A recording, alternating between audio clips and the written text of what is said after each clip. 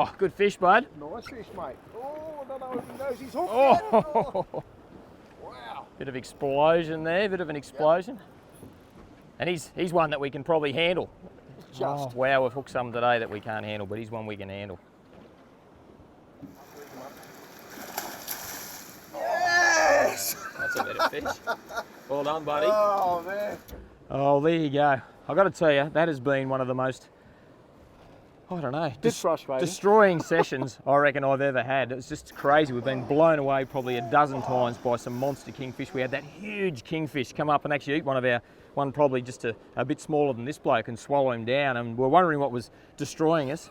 We upped the gear, we went to the 80-pound gear, because I know there's people at home be saying, Guesty, why don't you have the big gear? We had the 80-pound braid, 200-pound leader, 100-pound leader, we tried that too, they wouldn't eat that. Just big, smart kingies. As soon as you put the light ones down, they were gobbling it down. I've got to tell you, we've had some fun. Oh, awesome.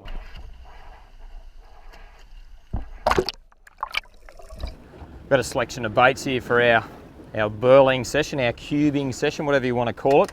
Got some pilchards, and they're pretty good. Sometimes you get them and the quality's not great. They're pretty solid and firm, so they're good pillies. Some squid that I caught from home, and I actually froze them in a block of salt water, so they've defrosted really well. And then this is a different process again. It's a little bit of gut there, which I'll just get rid of that. You don't really need to see that. But that's some salted slimy mackerel. So I had a couple of baits that died when I was out live baiting. Instead of wasting them, I've filleted them down, put them in with a heap of salt in some water, and let them brine for a day or so they toughened up, and then I've froze them as well. And they don't really freeze, they just sort of stay in that dehydrated state, and really good baits as well. Now this rod's got what we call a snooded rig, so I've got two hooks on this one. I've got a single hook on that other one, just for these bigger baits. I don't mind feeding a big bait down, because you never know when there's a big snapper or kingfish or a sambo or something lurking around. So with this snooded rig, I'll just go through the tip of my squid like that, out the other side, and that's a 6/0, chemically sharpened 6/0 with a little ball sinker just to give it a little bit of weight. And then this hook here, I'll just put through the center of the head.